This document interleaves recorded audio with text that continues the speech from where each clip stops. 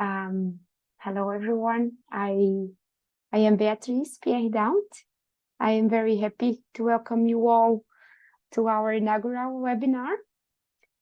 So this is part of a series of webinars, organized by the Early Career Working Group from IALE-Europe, from the European chapter.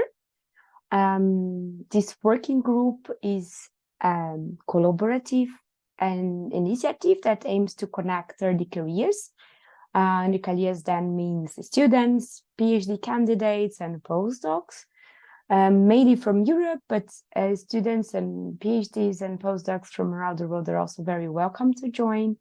And we hope to provide a supportive environment for this kind of difficult stage of our career with a lot of instability. So we aim to connect with our peers and also stimulate some scientific collaborations and hopefully sharing also opportunities. So the webinar series is one of our first products of the working group. And with that, I would love to also invite you to join the group if you want to. And in the chat, I put my email, so feel free to contact me anytime if you would like to be posted about our activities, our meetings, and feel free to contact me anytime. I also invite you to, as you already started, and I'm happy about that, to use the chat. So feel free to write the chat if you face any difficulties, challenges, or also to send questions to Zoe later or to ourselves. I also let a link that I do encourage you to subscribe to the IALE-Europe newsletter, and there will be always a lot of news from the IALE national chapters, from the IALE-Europe events, and also the outputs of our group will be there, as others working groups that you may be willing to join. Yes, and we also encourage you to become a member in case you would like to, but we definitely encourage you to try first to become a member in your national chapter, in case it exists. If it's not, please feel free to contact the European chapter. I think with no further delay, I'm very happy to introduce Zoe Latham. I'm having some challenges first. There's someone saying that it's in the waiting room and I'm not seeing. Okay.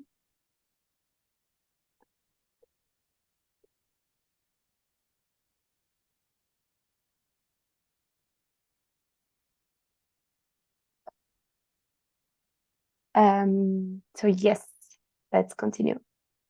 So Dr. Latham is a very fresh doctor, so I'm very happy that she accepted to give us a talk today, so to be the first one in our series.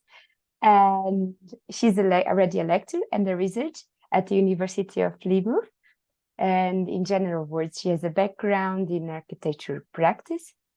And her recently PhD that she's going to present the outputs today argues for a reconceptualization and extension of a place theory within the architecture practice.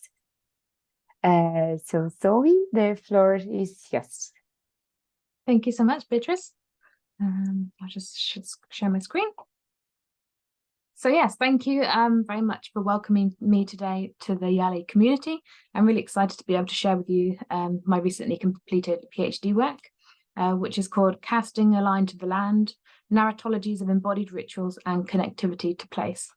So hopefully that title will all make sense as I go through my slides. So the context behind this body of work lies in a personal interest in ideas that relate to place and how they're being, I would argue, misinterpreted or misused or under-theorized in architectural discourse.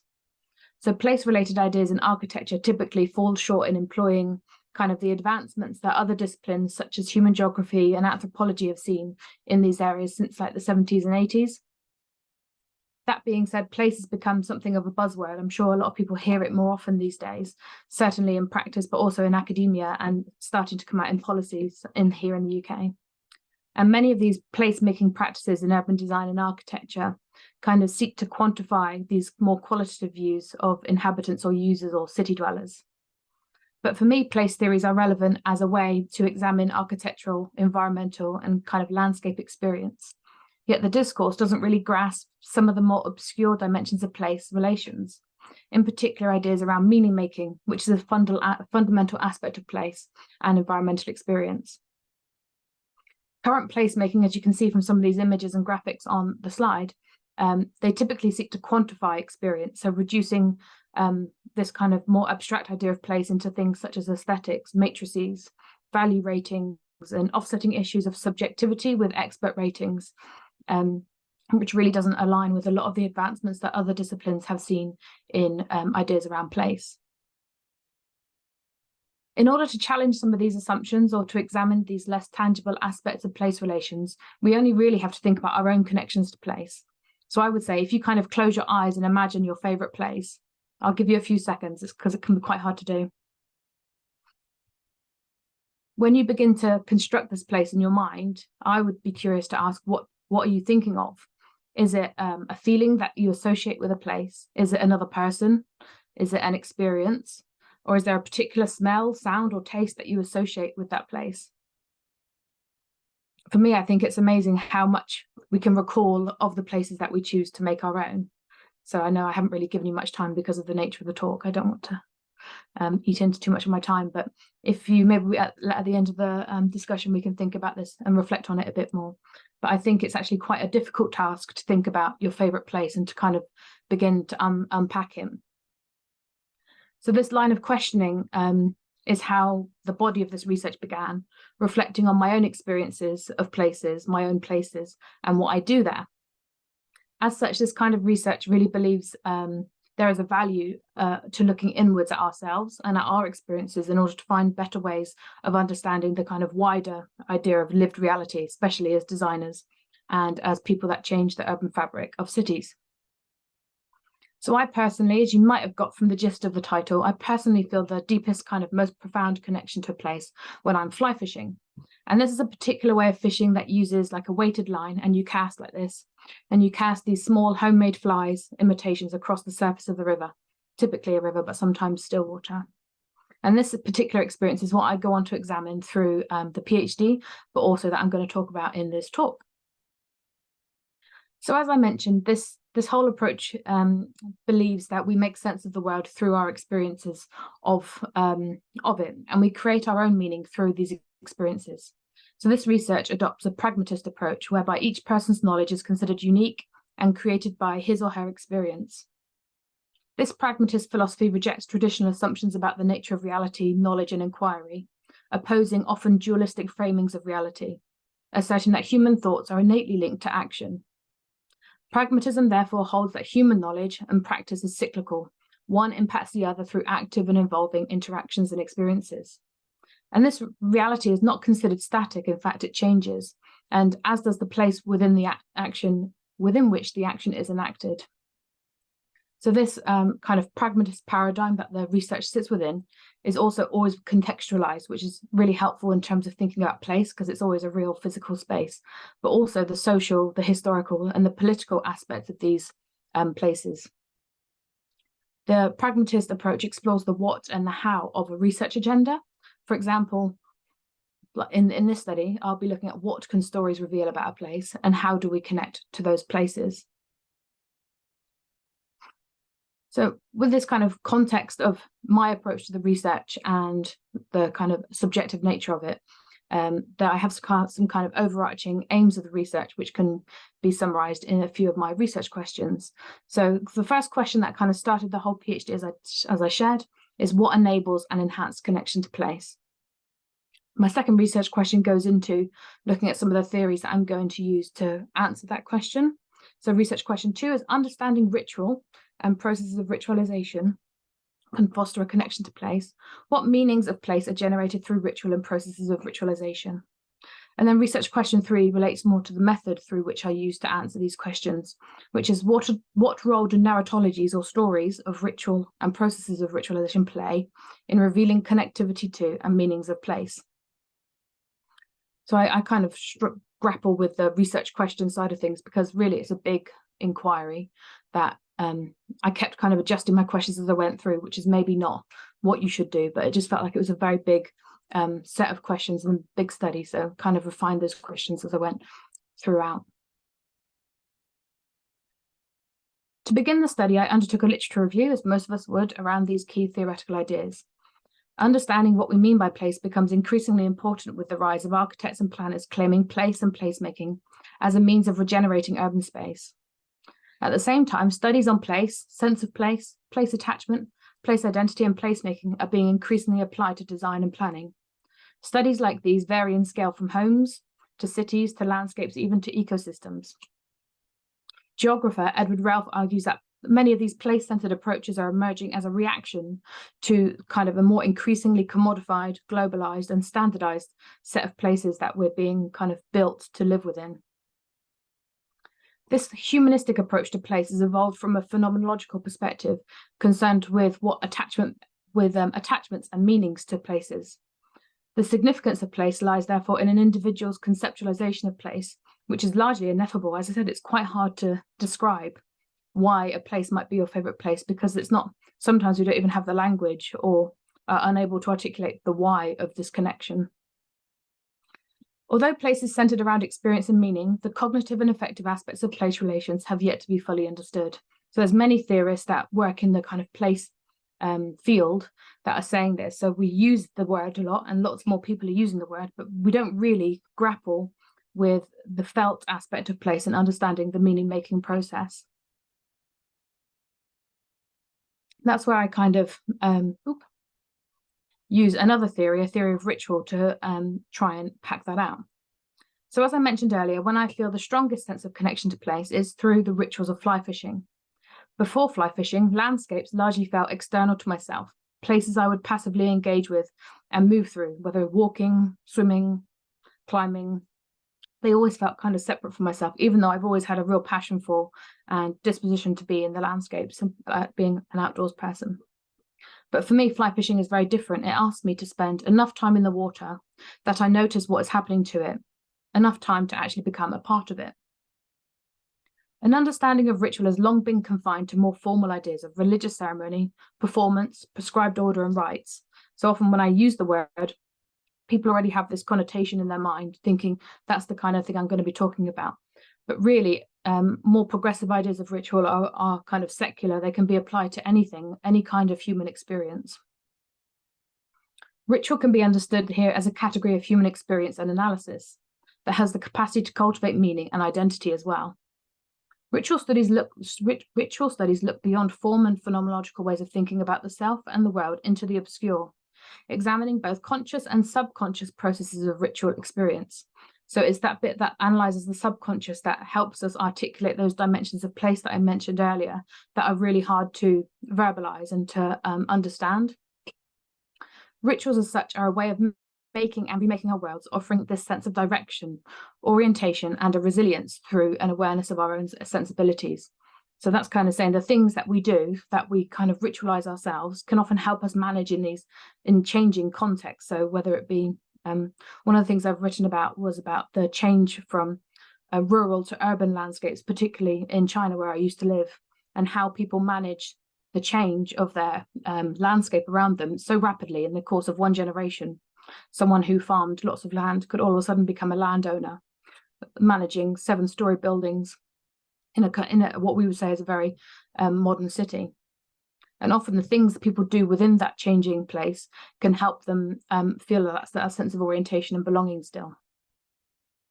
So as such, ritual studies, I would argue, offer a really good vein of untapped richness that in the past has offered disciplines such as anthropology a new way of understanding kind of broader social realities. That being said, the study of ritual, while a site of interest in other fields, has really been overlooked in architecture. There are some key architectural texts that mostly avoid any explicit discussion of ritual. The few that do focus more on the spiritual representations of ritual and how architecture informs ritual itself. So they emphasize the role the architecture has over the role of ritual. So it's saying by building a church that's like this, it changes how people do these things within it, rather than looking from the human outwards to the architecture or the landscape, is looking at what those things can kind of impose on the person. Ray Lucas's Anthropology for Architects is probably the most extensive intersubjective study of ritual and architecture as mutually informing, so recognizing it's a bit of a two-way process. It's also arguably the most provocative and useful text. Another one is Landscape Architect's Randolph Hester's exploration that link ritual and the siting of projects in sacred structures in the everyday life. Yet, however useful, these texts are really just a beginning point of reference to kind of launch off of and develop much further. Within this kind of realm of advanced ritual theory, ritualization is a term that carries a lot of these notions of ritual beyond those traditional associations with religious institutions and formal worship. And it steps outside of the idea that something like architecture drives or informs ritual. Instead, the term ritualization puts emphasis on the individual and what they choose to ritualize. So as such, ritualization is rooted in the body and it's situational. It's the production of differentiation and a different way of acting. So ritualization is particularly relevant for the study of human behavior, as the term emphasizes the interplay and contrast with other practices. So for instance, ritualization is a way of acting that is designated and orchestrated to distinguish what is being done in comparison to the other, usually more quotidian activity. So one of the things that I could say, I ritualize my fly fishing because it takes me outside of my everyday life of being stressed in front of my computer, doing academic work with, colleagues. Actually, I ritualize something and make sure that I leave that environment and go and do something else in a completely different kind of environment.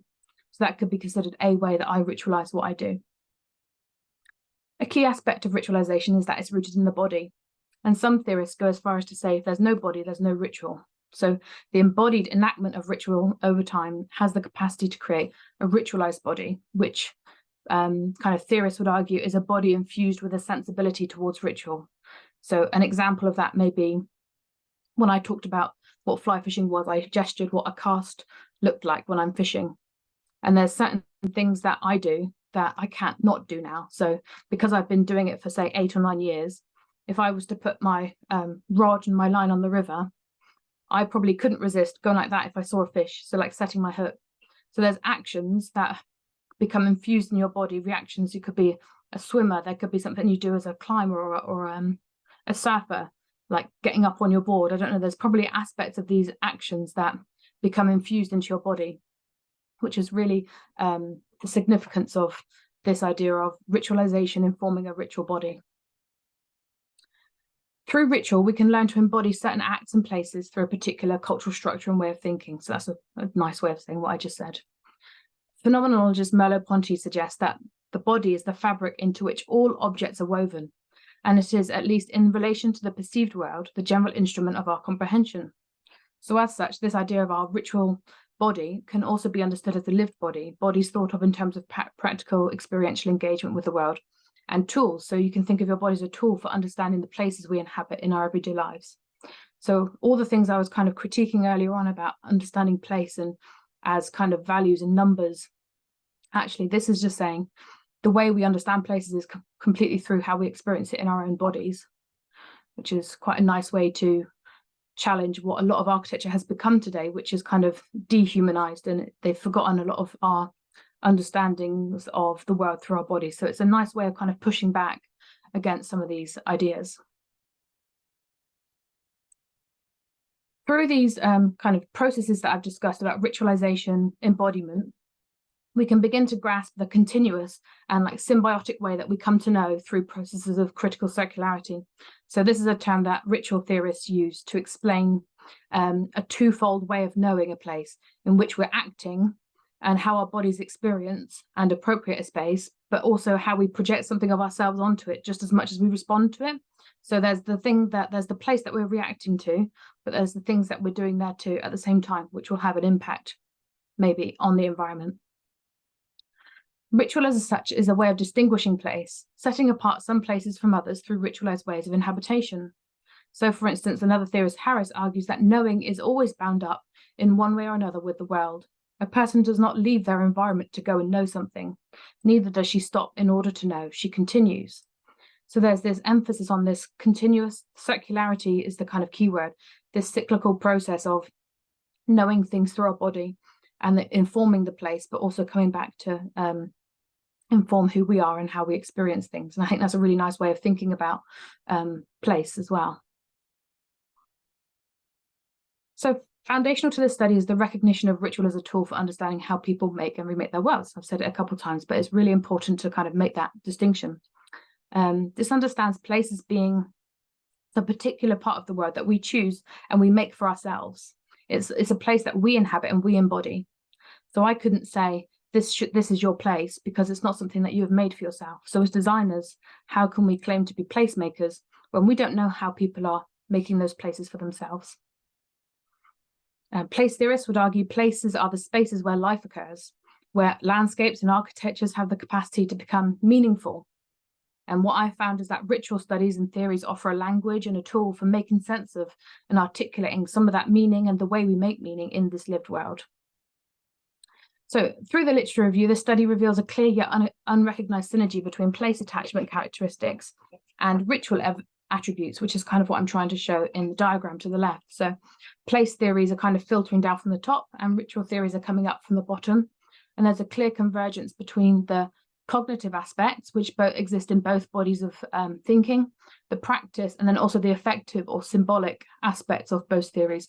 And the connections are not made yet, and that's really what the findings that I'm going to talk about next try to filter through and find that connection to understand, in order to understand place theory more, use this kind of bottom-up approach of the ritual understanding of human experience to unravel that. So my actual method for trying to answer some of these big questions has been to use a range of narrative methods. And that's because I recognize stories as kind of individual constructs of our experience. So we use stories as one of our ways of communicating how we understand the world. And just like our conceptions of the place, a story, a narrative approach draws simultaneously on the world around, so the physical worlds of facts, our places, and the world of the individual experience. So to me, when I was reading through all the different methodological approaches to research, using narrative and stories seemed the perfect way to further understand place, because they're both about how we understand experience in some way. And I really broke down the kind of methodology or the method into 3 stages. And the first one was beginning the story as a situated researcher. So when I discussed the kind of pragmatist approach, it was about drawing upon my own subjective experience, as well as then going out to others and triangulating that experience. So I would say my experience of fly fishing saw me well positioned as a situated researcher, where my own situated knowledge requires a constant process of looking inwards and outwards from myself, but also about the relationships I would grow with others, my other participants. Autoethnography is a tool used by situated researchers to understand the connectivity between the self and the context, but also understand the relationship between yourself as the researcher and those that you are researching as well. So the method challenges ideas of separation from research and celebrates the innate subjectivity, whereby our understanding of the world is bound to our experience, interest, and familiarity with subjects. Just by bringing ideas of architecture and fly fishing together, it says something about me as the researcher, because maybe I'm one of, maybe only a few thousand people in the world that practice both things. I don't know, but there's no denying that my pre-existing knowledge in those fields have informed my choice to study this kind of work. So there's no point trying to unweave myself from this. It's fully celebrating the role that my subjectivity plays in the work. I also employed filmmaking as a tool throughout the research to kind of find ways to communicate these stories and experiences to others. So often when I try and share what fly fishing is or means to me, it's quite hard to do, but sometimes through film, I'm able to communicate some of those little moments within it, like touching the water or wading in the river through film. And those, often by making those films, I was able to dive into deeper aspects of the experience, which I could then fold back into the writing itself. In order to expand the study beyond me, I had to find ways of building relationships with other potential participants for a more storied exchange, so looking for shared ways of knowing and experiencing. So I went and met with other fly anglers who fished in the same rivers as me. And to do this, I went to local events that related to trout ecology, riparian ecologies, because many of the scientists involved in these landscapes were also fly anglers. And I'll come on to that later as to why that's not a surprise to me. But a lot of these practitioners were willing to come up and engage with my topographic map, which you can see on the far left. So I drew upon some of the skills I've had as an architectural designer and made this topography of Dartmoor, which was my place of study, which is where I fish. And I asked people to come along and pin their favorite place to fly fish. And that started discussions. And if they were particularly fruitful discussions, I asked them if they're willing to come and meet me for another day's fishing and sharing stories. So that was how I engaged people from the offset. The next stage of the method was what I've called living the story, so wading upstream together. We wanted to undertake a narrative inquiry that expanded and triangulated my emerging understandings of the experience of fly fishing and speak to people that maybe felt a similar or a different connection, but something that we could bounce off of each other. The main objective with undertaking a narrative inquiry was to facilitate the elicitation and the recording of stories as a primary source of data collection. So situated in the river alongside participants, so we stood together in the river, and as you can see from those pictures, we kind of fished together upstream along their favorite bits of the river. And as we spoke and discussed both what we were doing, but also memories and stuff, I had a GoPro that was recording all of the discussion and the actions we were doing together. At the end of the day, I asked to see each participant's favorite fly fishing photograph. And this was something I'd asked them to bring along prior to our day together. And what was helpful is this photograph served as a prompt for kind of diving deeper into more significant aspects of the experience and meaningfulness. So with their photograph in mind, often it was not of a fish or fishing. It could have been of a dragonfly. It could have been of a grandchild. Often these photos revealed other dimensions of meaning beyond just fishing in the river. So with their photograph, I then asked them to create a cognitive or a mental map that related to that particular down the river. And this allowed me, also coming from an architectural background, to spatialize the recollection of these stories, which was important to me. Understanding the spatial capacity of this connection. Was it from a home to a city to another landscape? Were we traveling across the world? I had no idea of the spatial realm of this connection. So this, at the end of each day, I updated my field notes. I highlighted any major themes and reflections of stories that emerged. And I amassed kind of collections of stories, photographs, maps, and notes, which you can kind of see from the images on the slides. One of the issues with this kind of process is the sheer volume of data. So I had, 8-hour-long recordings on a GoPro. I had hundreds of photographs. I had transcriptions to make. I had notes upon notes of important stuff. And that's one thing I would say about this process, because it was so much data. It was quite a deep analysis. I only managed to speak to 7 participants, but that was more than enough data than what I needed. I was nervous at the beginning of the research, thinking that wouldn't be enough, but actually, 2 years on, when I'm transcribing and analysing, that was more than enough. So having completed these narrative inquiries, I undertook a thematic analysis of the stories that related back to those research questions and the theoretical approach. And through this, I organised kind of a big story for each participant, which is actually what I would describe this as. So this was a summary of each participant's output. So you can see the transcription with the yellow highlights of key stories. The mental map is overlaid here, the favourite photograph here, and then this is the actual photograph of us being on the river together. So I tried to visually represent these big stories, as I called them, which was just a combination of that day together. Throughout the analytical process, I kind of reconstructed these narratives in dialogue with the participants. So as I was taking and drawing things out from their stories, I was going back to them with things that I was thinking. So it became a dialogue. It wasn't just one way and me taking from them. I was also giving them bits back of my stories and our stories combined to see what they thought as like a follow-on dialogue. And this reconstruction of the stories extended beyond just the writing to the graphic post-production. Again, one of the things as a designer, I kind of get a lot out of making visual things more so than writing. So all the images that you'll see on these slides are kind of me drawing together ideas through collecting imagery as kind of key moments throughout the research.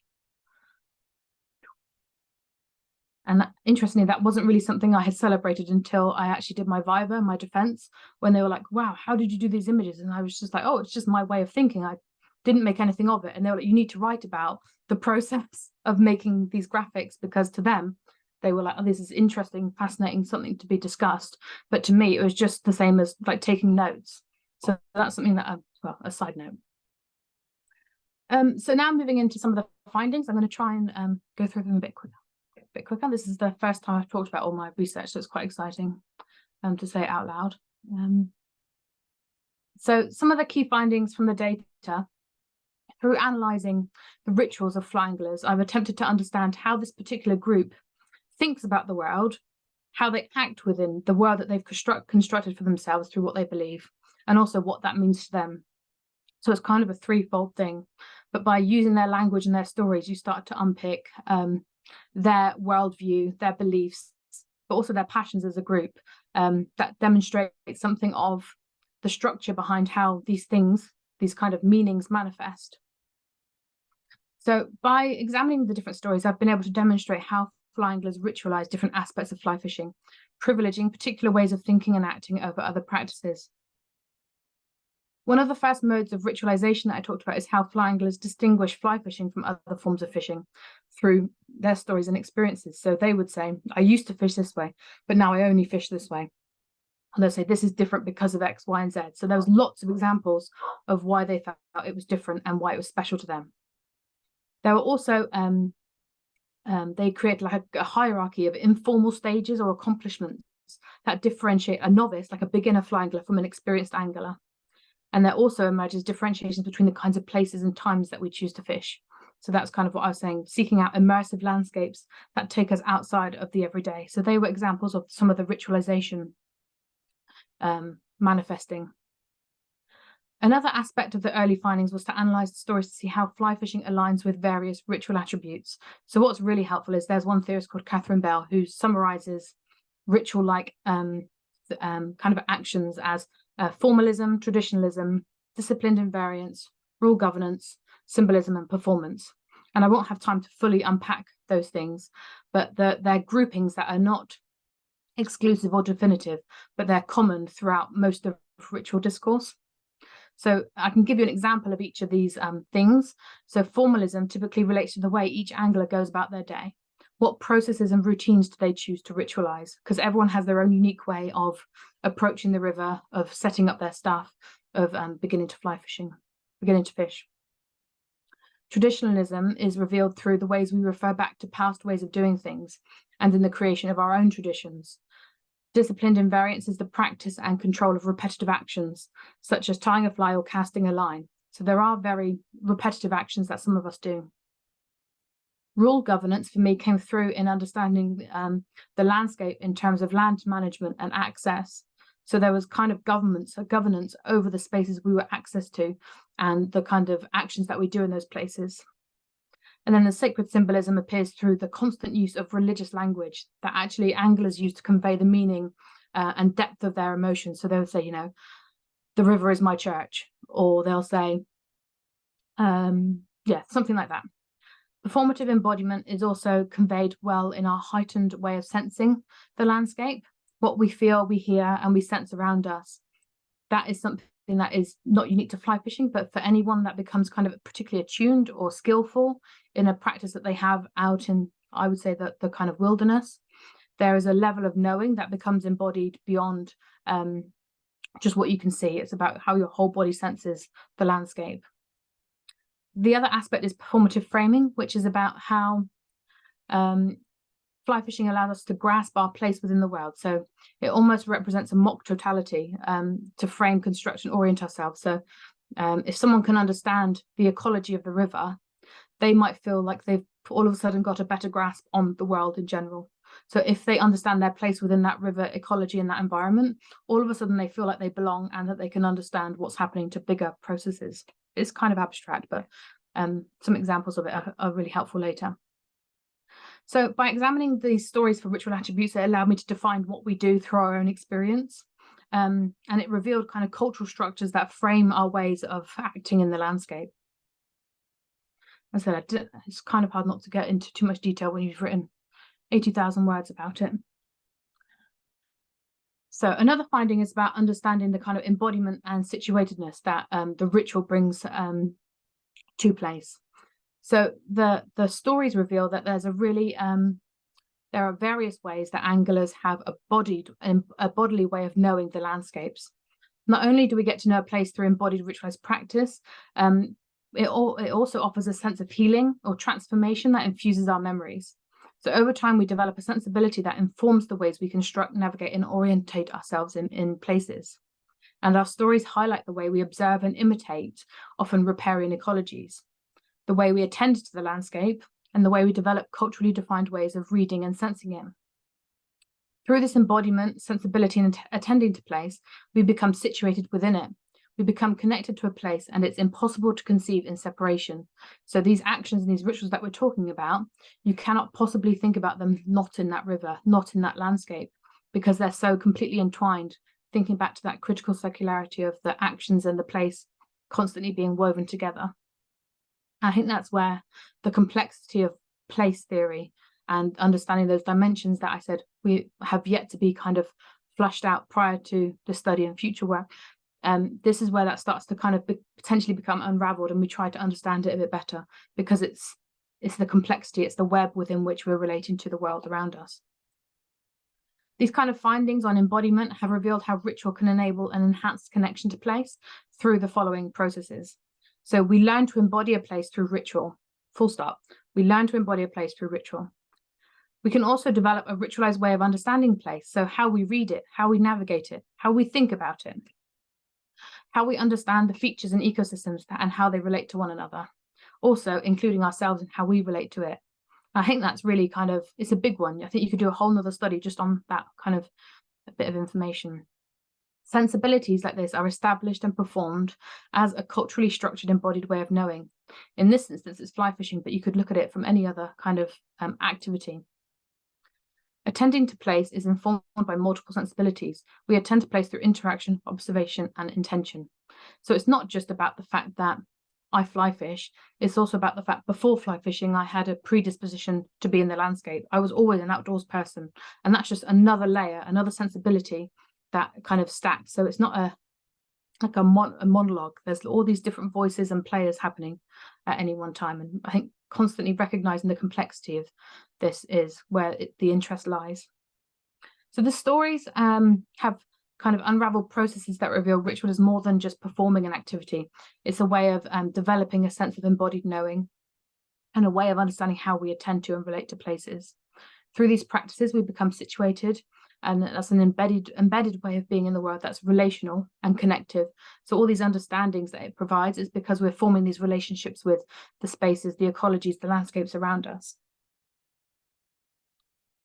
Having experienced lots of these embodied relationships with the landscape, often participants recall a feeling of feeling like they're at home.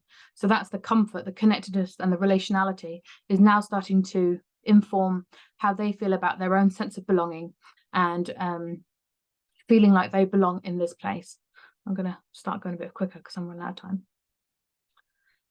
So I mentioned this earlier on, but one of the most important findings that I found throughout this thesis was the way the ritual connection that people experienced and this sense of belonging often translated into a deep sense of care and conservation for the landscape. Almost every participant of mine worked in conservation, or they worked in environmental change, or they were volunteers, all of them. And it was, unanimous. And it was quite shocking to understand, these were people I was talking to about a deep connection to place, and they were actually all stewards of their own places. And I would argue that this kind of connection between the ritualized practices, and the emergence of conservation practices is an area of research that has a lot more scope for expanded research in the future. And there's a few people like Grimes who are writing about this this kind of concept and how it's emerging in other aspects. There's a particular writer who talks about climbers and their role in environmental change, because they see the loss of glaciers in their practice. And it's similar with the quality of the rivers and the pollution that we're experiencing here, and the loss of salmon in Devon. They don't come back to the rivers anymore, and that's happened in the last 40 years. It's sad, but it's a part of the things that we learn to observe through this embodied connection. I think another thing to acknowledge in this is that many of the meanings that emerged in this study moved beyond just the physical places and the experience we had as individuals, but also the relationships we formed with other people that related to these places as well. So the more time we spend in a place, the more likely we are to view our connection with that place in terms of the social relations that place has allowed us to form. So for me, it could be the relationship I've been able to form with my dad, who's also an outdoors person, and the landscapes that I now engage with in a way that is meaningful to me allows me to connect with him, even though he does other activities in those places. For some people, I think this particular slide is pertinent because there was one of my participants had said he didn't really carry a phone on him, but the one day he did, he was stood in the river and he got a phone call to say that his grandson had been born. And all of a sudden that part of the river became named after his grandson, and it was called Finn's Pool. And years later, he took fin fishing in Finn's Pool. And this child was asking all these really intelligent questions about sea trout and habitat.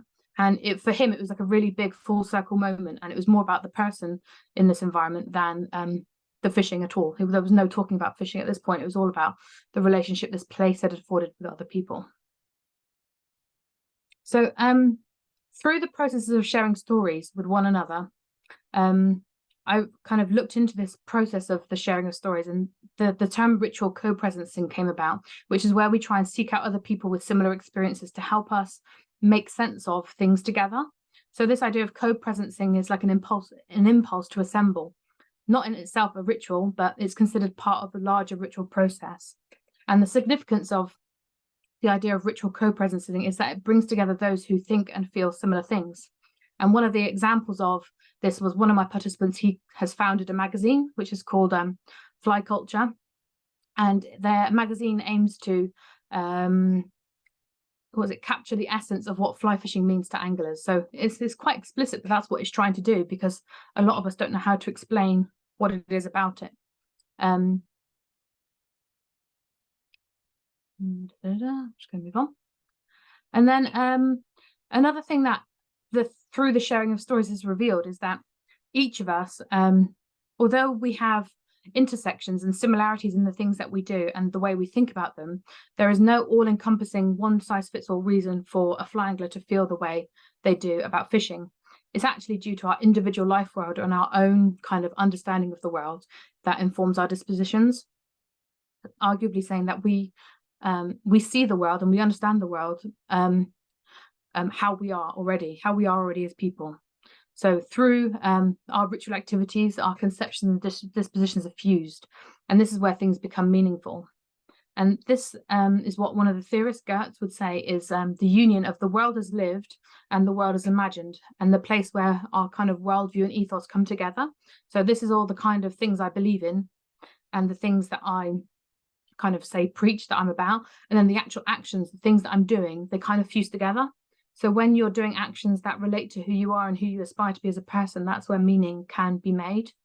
And that starts to drive into the kind of person we are. And that's how identity can become related to those places and those actions that we do in those places.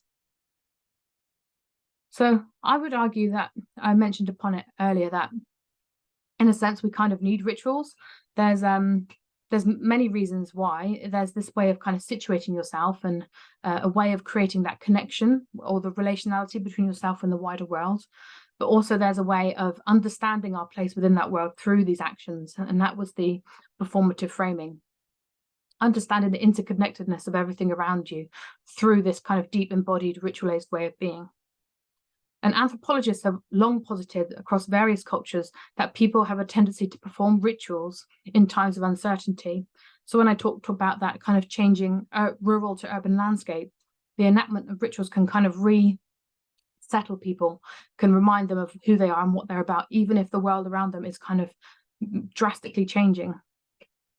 Some psychologists have even argued that ritualized behaviors seem really likely to emerge under circumstances characterized by negative emotions, such as anxiety, uncertainty, and stress. So like I said, stepping away from my highly charged work desk to go out to the river to fly fish is probably a subconscious thing, but it's a self-leveling, a self-regulating kind of thing to do.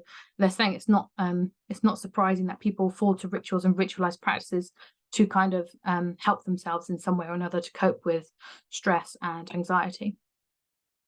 So just my concluding remarks on this whirlwind tour of fly fishing. So really the study sought to explore how we connect to place. I tried to examine place and ritual theories, recognizing the potential for insights. And starting back, going back to where I began, architects have really traditionally relied on cognitive tools such as drawing for engaging with and making sense of the world. And this process allows us to explore and navigate places, designs, ideas, and to map experiences, and to actively participate in the ongoing creation of our surroundings. So these tools that we as architects use become our way of bringing forward the world through the act of tracing lines and patterns. Whereas this study asks, or kind of posits at the end, what if we use our whole body, our whole being, not just a pencil? What if we refer more to our own embodied way of knowing to design the kind of future places that we're going to inhabit? And there's a kind of anthropologist called Tim Ingold. He suggested to understand the world is to engage with it and to take up a view within it. So it's not just about looking out at the places out there. It's about being a part of those places, those landscapes. So casting my line when I'm fly fishing affords me a way of knowing place that resonates both as a way of thinking about the world and as an expression of the human condition. This may appear as simply a line carving out a space in the air across the water, but it resonates deeply as a way of apprehending and of being connected beyond just myself. The action, the place, the feeling, it chimes with my childhood days of exploring the outdoors with my family. The immediacy of the embodied interactions with the land tests my perceptions and knowledge of the river, of trout, of water and movement. When I'm casting my line, my whole body feels like the pricked ears of an animal, listening and attending to the environment in its entirety. My line travels up through the loops of my rod to my fingers. At the same time, my feet are navigating the crevices of the riverbed. My shins are gauging the flow, the depth and the current and the temperature of the water. And my eyes are fixed to the end of my line, where my fly lies half above and half below the water surface. Waiting, in this moment, any prior distinction between my mind and body, or body and place, has flowed into one another. We've become completely inseparable, if only for a fleeting moment. The feelings we get from fly fishing are transient, but they remain in the fibers of our being indefinitely. This study has revealed our connection to place surpasses intellectual musings and delves deeper into the sensorial and experiential dimensions. It is through an understanding of our individual embodied practices, our rituals, our stories, that we grasp the essence of place. And that's the kind of end of my PhD stuff. I've got a couple more slides that is kind of work that I've done since the PhD. And if you say I've got time, Beatrice, I'll just kind of scroll through them to just share some of the kind of different practices that go beyond fly fishing. Is that okay? Hi, Zoe. I think if you go fast, because otherwise we won't have time for questions and discussion, which I think people are really looking forward. But I think you can manage, no? Yes, I can go fast. So what's been a great opportunity is to apply some of this thinking back to teaching at master's urban planning level. And we've been using these ideas to help students find their own practice, their own way of thinking about architectural design rooted in their body. So it can be anything from understanding. So this is a project that was all about creating a building that reveals how the salinity of a river can kind of take over a building. And it was about embodying the intertidal space of a river, an estuary, sorry, in North Devon. What I've really loved doing is taking this thinking back out into my local community, and we were invited to a rivers assembly where I was mapping all the different kind of conservation and care practices of local community groups through what their different practices are. So it's been really great to take this under this kind of interest in the care and conservation and ritual to back out to the community to understand the scale of the positive things that are happening in the local area.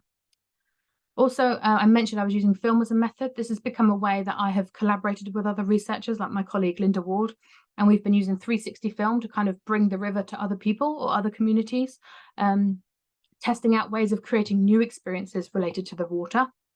And then most recently, I've been working with a different group along the river.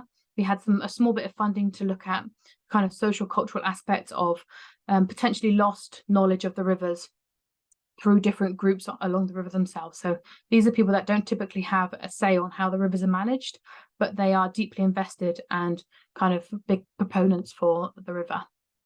And that's everything. Thank you for listening.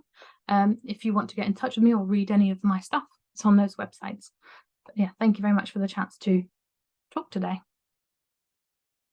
Thank you, Zoe. It was wonderful. And wow, you're an artist. Your presentation was really beautiful. And I think I'm very almost emotional to see like how pretty you made this presentation and all this connection. Thank you very much. No, thank you. Thank you. Yeah, I think it was really fantastic how also you navigate between all these theories and tools. For example, since the speech analysis, maybe like mixing acting concepts, or I think you also mentioned Bourdieu, and maybe connecting with the habitus and bringing Merleau-Ponty with the definition. Think of the rituals. I was really surprised, and then also connecting many times with the Tuan work. This is a landscaper and a lot of perception landscapes.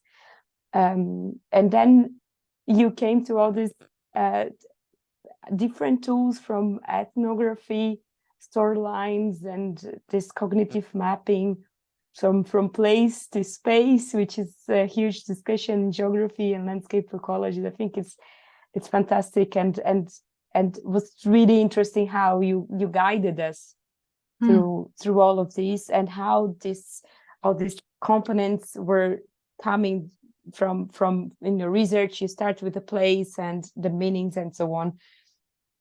And then I was wondering if you would like also to share a few words regarding maybe this trajectory.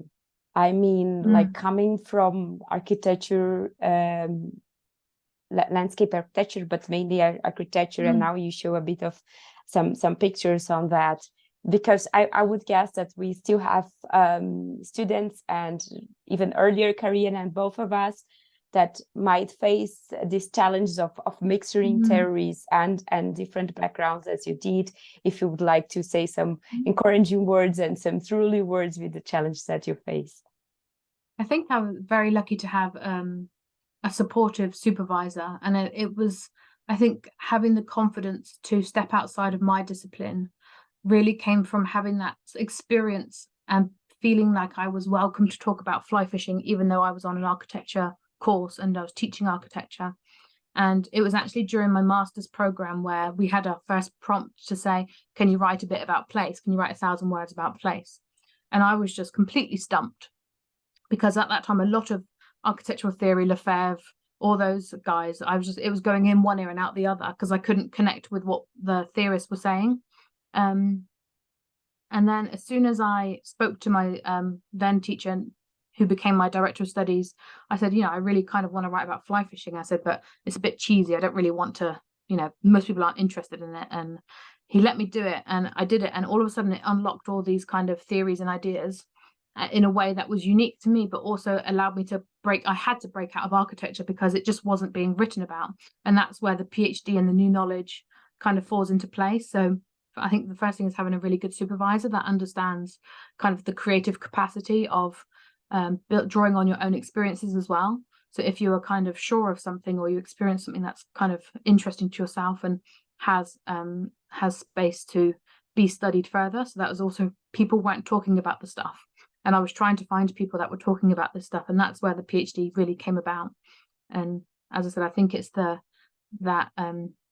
subjectivity of it that gives you the confidence to step out and look for other disciplines and talk to other people, and also going to conferences and discussions like this. It's really great to go out and meet other discipline academics and researchers and people who are like, oh, that relates to what I'm doing. And then all of a sudden I'm now in a room full of neuroscientists talking about Buddhism and fly fishing, and it just kind of takes you everywhere because there's one aspect that you can kind of relate to. Thank you very much. I will open a bit the floor for the audience, otherwise it's just me talking. And we already have Simona that raised her hand. Please go ahead, Simona. Thank you, Beatrice. Just wanted to say that I think Nita was faster than I was and wrote the question in the chat. So maybe answering that question first. Yeah. So Nita has asked, I was curious to understand your take on the difference between space and place in the context of research in your research field. How did you look at it? So space and place was one of my research black holes. Basically, I ended up diving into these things quite early on in the process and feeling like I had to solve everything. The other one was phenomenology, understanding all the different realms of phenomenology, and a couple of times my supervisor just had to say, get out of the black hole of phenomenology, because you just feel like, I think that's what do we call it, when you're kind of it doesn't matter, you kind of feel like you need to resolve everything before you can move on from that particular sticking point. So the way I approached space and place was pretty head on. We had a research group at my university who were it was called the Land Water Group, and the lady who ran it, she had written like a book on space and place through photography. So I kind of challenged myself by going into that space where lots of people were talking about it and seeing what I related to and what I didn't. So generally, because I was taking on the kind of humanist human geography perspective that is rooted in phenomenology, it was really, they really looked at the idea that space is kind of something maybe out there, like I can design a space, but place is something that is deeply felt and relates to you as a person. So that was kind of the way I approached it, and that was a way of thinking about space and place that chimed with almost all of the other theorists that I was referencing and related to. So it was definitely a messy process to untangle those things, but I think as soon as I started to question it, you kind of start to hone in on the people that are saying the things that you relate to the most, and then kind of referencing to those. Don't know if that helps, but I'm happy to talk to you more about that another time, because I have lots of writing on it that didn't make the PhD. If you feel free also to turn on your camera and interact if you feel like. And so, Simona, would you like to jump in? Yeah, thank you. Thanks first for the presentation. I think it kind of bring a bit of a different perspective to how landscapes are studied, at least within landscape ecology. Of course, the theory of place and place attachment also play quite a big role in studies within landscape ecology. I think you brought also the focus on ritual was definitely a bit different. So I actually have two questions. One is related to the ritual part and the theory, and my question would be, when do you think an experience becomes a ritual? You said that this ritual, one inherent part of the ritual is that it has the cyclic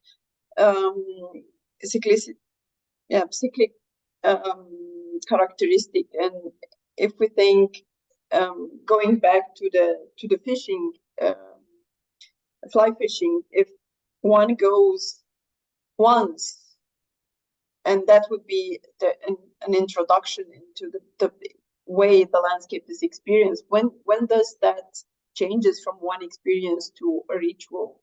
I think that's a great question. Did you want to ask the other one, or should I answer that one first? Yeah, you can ask this. You can reply this one first, I think. Okay, I think reply is better than answer. Yeah, answer. Sorry. No, you said the right thing. I didn't. I said I'll try and answer it, but I don't think there is a proper answer. I think there are different ways of describing ritual, which I touched upon fairly early on. But I think there is something about the capacity of ritual to develop meaning, but also start to have an impact on who we are. So I think that to me speaks to like a longevity, the kind of the practice of something over time. And one of the things I didn't get into, but there's something about the practice of ritual that once you do it over a certain amount of time, it allows you to enter like what they call like a flow state. And this flow state is something that people experience in kind of different practices. For me, it's when I described it in my conclusion about that moment where everything's kind of connected and I can't separate myself from the river. Everything's just working harmoniously. And I think people experience it. This is when I talked about the neuroscientists and talking about Buddhism and meditation.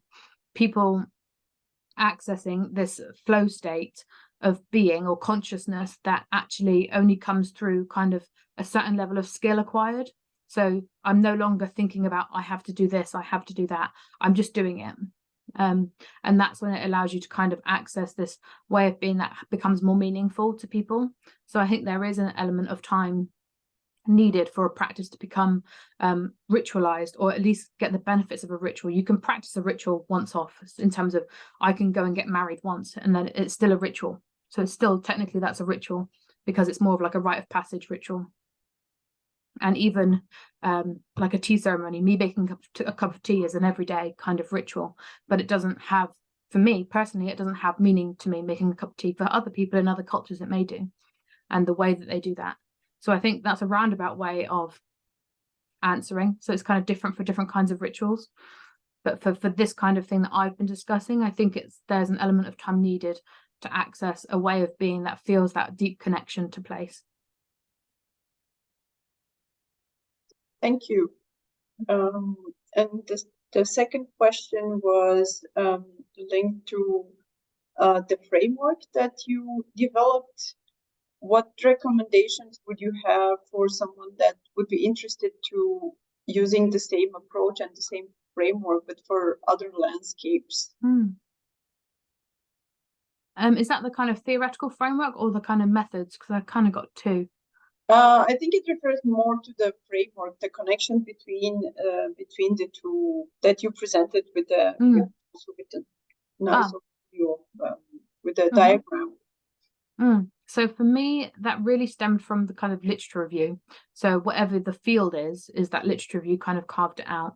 And in reality, the diagrams didn't emerge until the very end of the thesis submission, when I was trying to talk to, I think it was even my dad, who's not an academic as such. He's an engineer, so he's very kind of, whatever that means, he's very kind of straightforward thinking.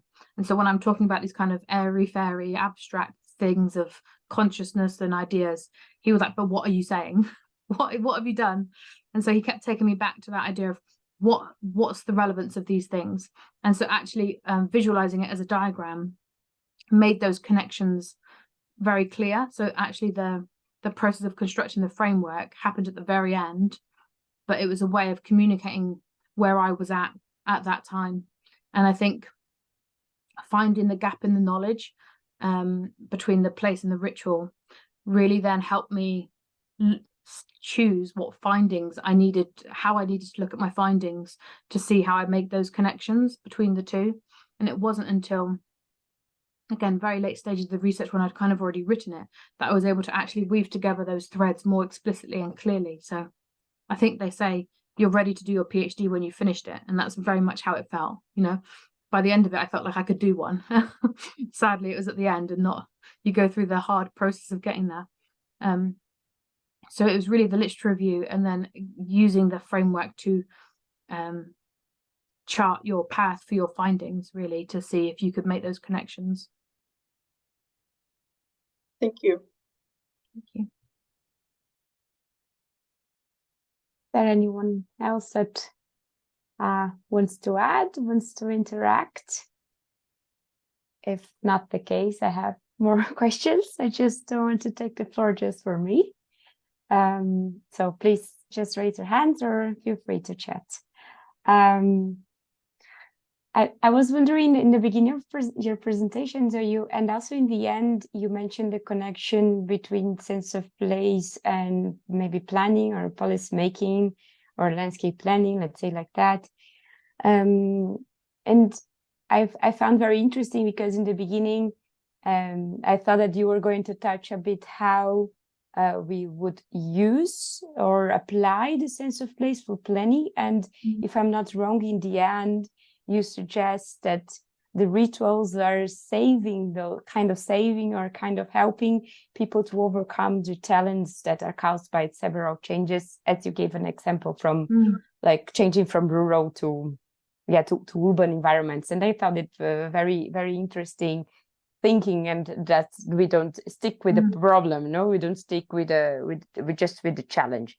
But somehow I'm thinking that in general, we've been observing that these cultural landscapes, and all these rituals and meanings that are attached with those landscapes are being threatened by all these challenges that are usually driven by economic changes or forces, or even more somehow globalized context of pressures, no?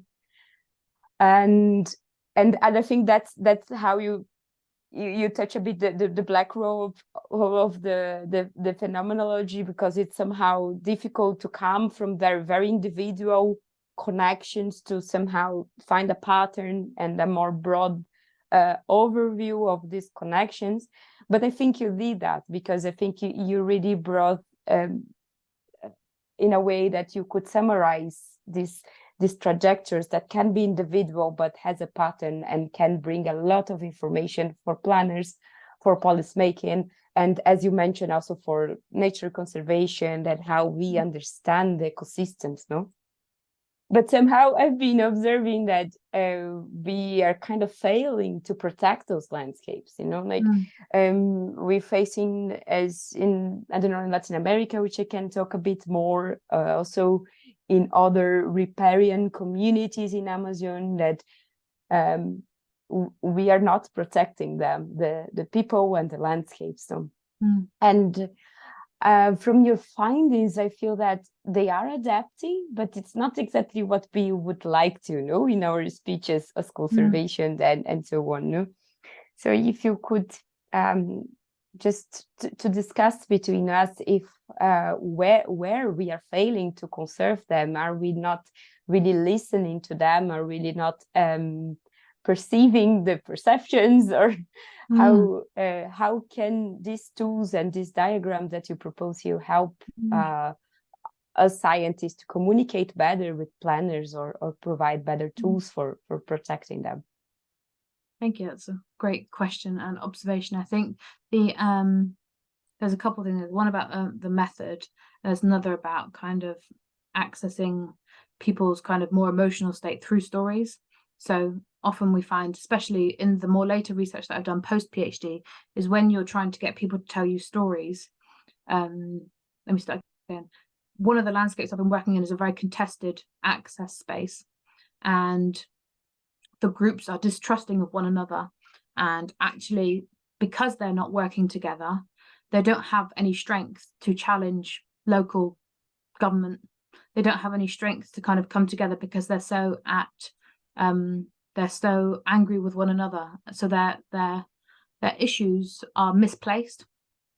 But what we found is through getting one particular group to open up with their stories and talk about things like, can you describe this place to me? What is it about this place that makes you come back? You know, very big questions.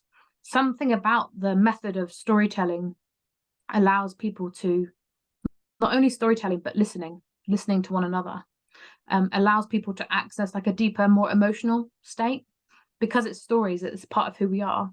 All of a sudden, people take down their guard and they stop going, I'm right, you're wrong, you can't be here, I can be here. They just start listening and go, oh, you've been on this river for 70 years and you inherited this river from some friend, and all of a sudden I can understand why you care so much about this place as much as I do.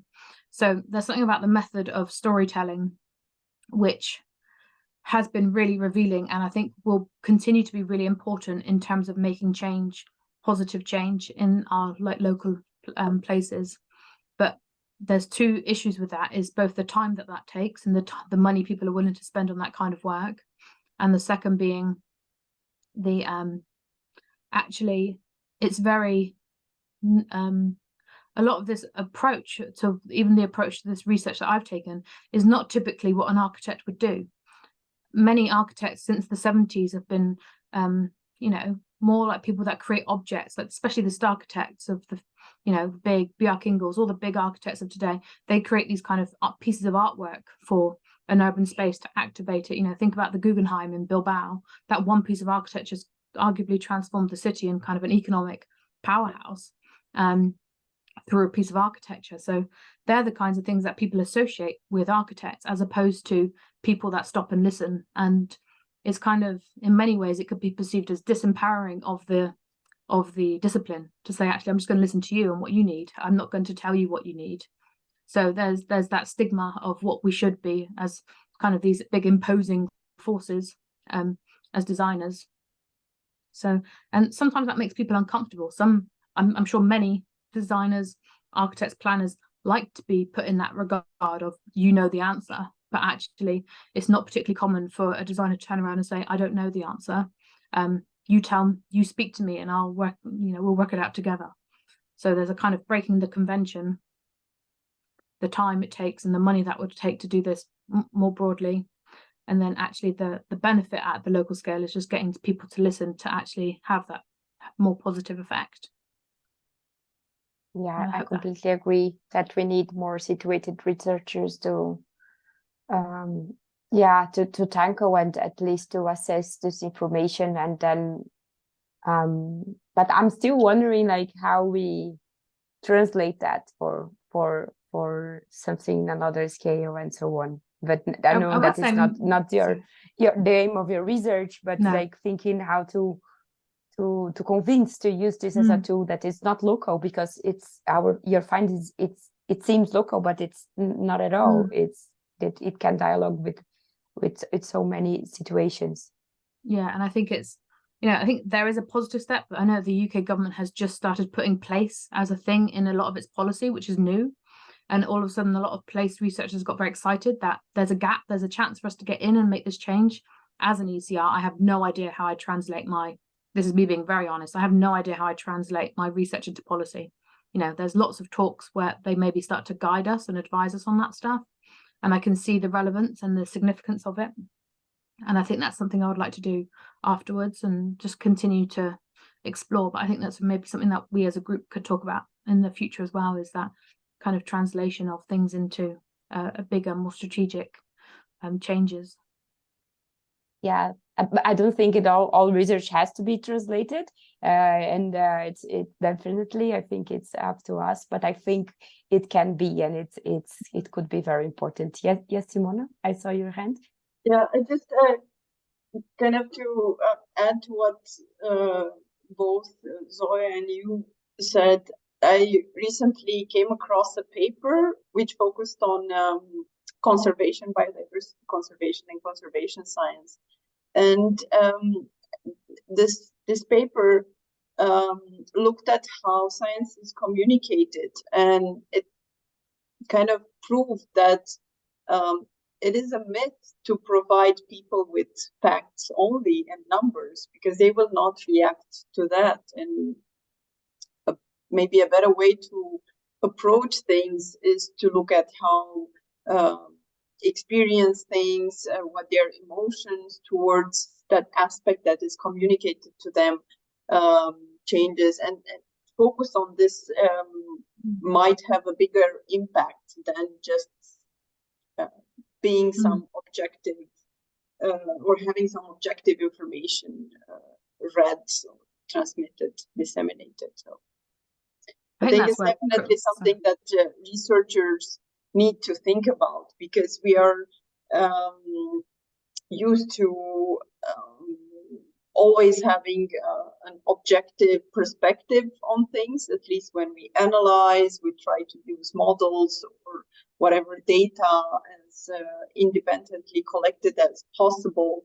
But then it might be a totally different thing when we engage with the broad society or with planners, as you said, and try to transmit some information or try to present some new perspectives. And we might need new tools to do that.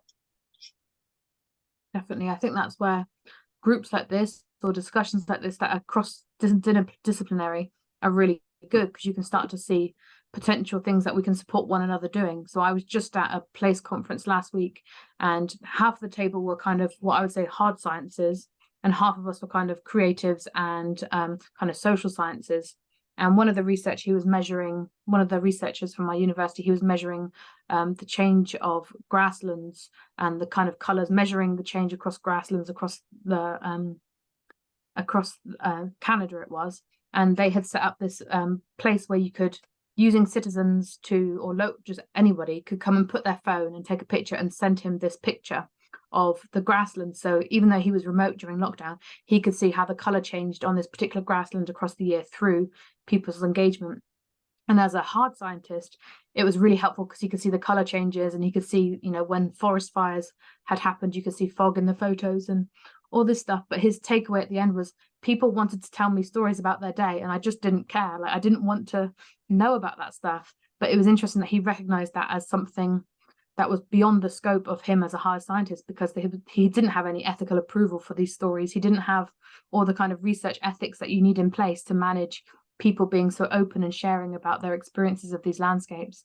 But actually the rest of us on the table were like, oh, that's like such a lost opportunity, like hearing what everyone has to say about their time in this place. And so, going forward, we've kind of said as a table of researchers that were there on that day, there's space for both of us to kind of make a more holistic understanding of these things through both the kind of listening, but also the hard science and the recording, and what the two can illuminate about one another.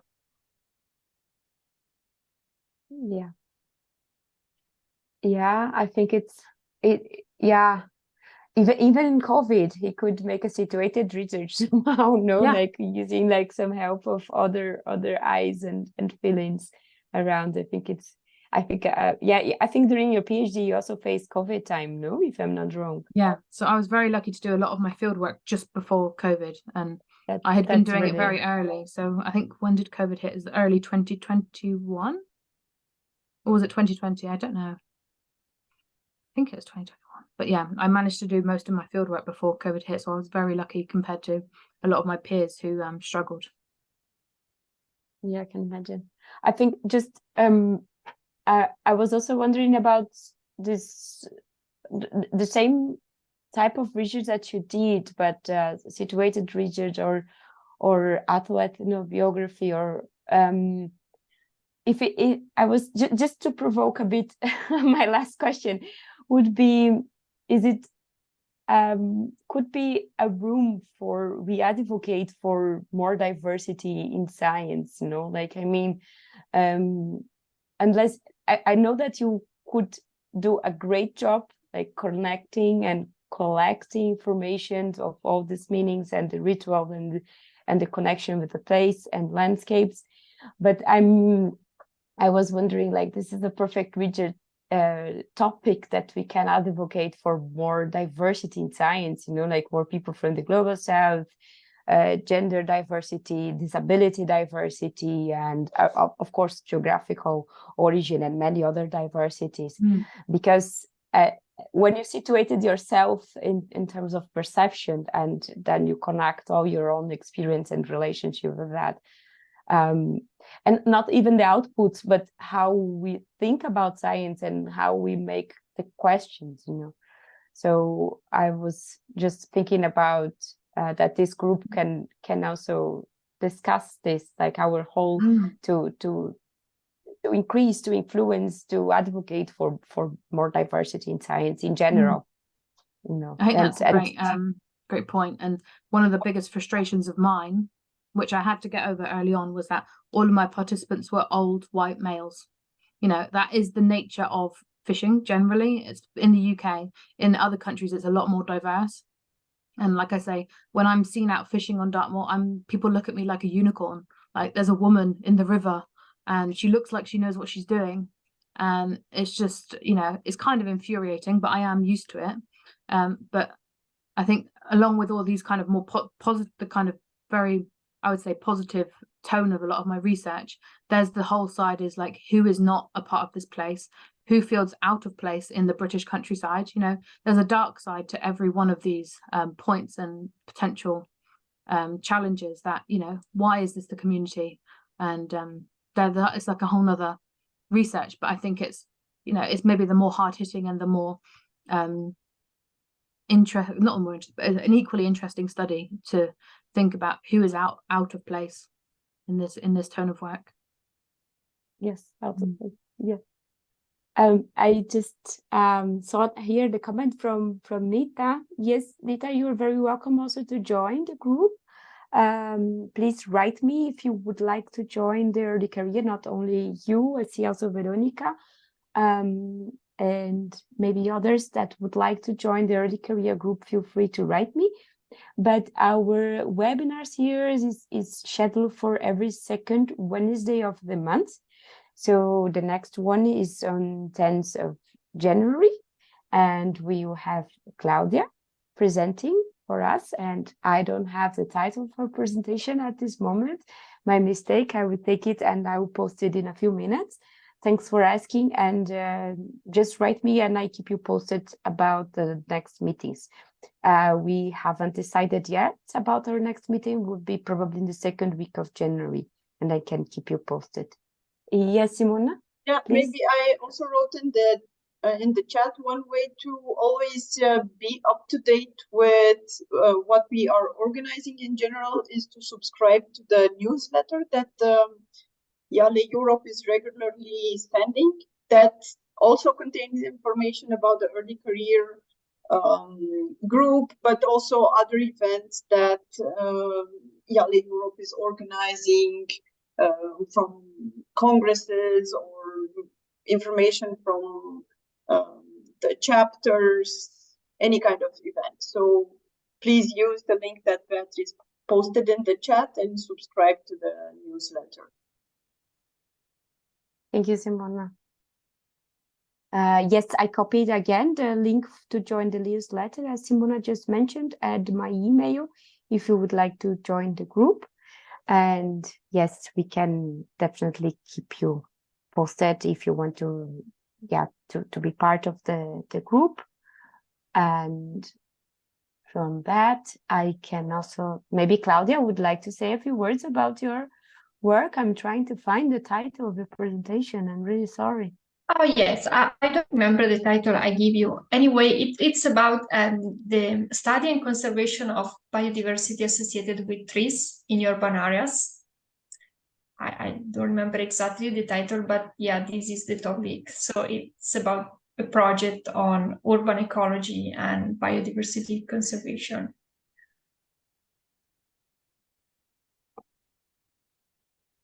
Here you go. Can you see?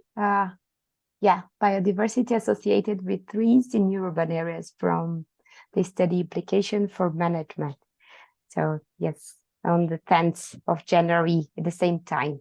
So then it's also very nice that Zoe also give this very nice idea that we already announced the next speaker. I do remember that we had this in the meeting.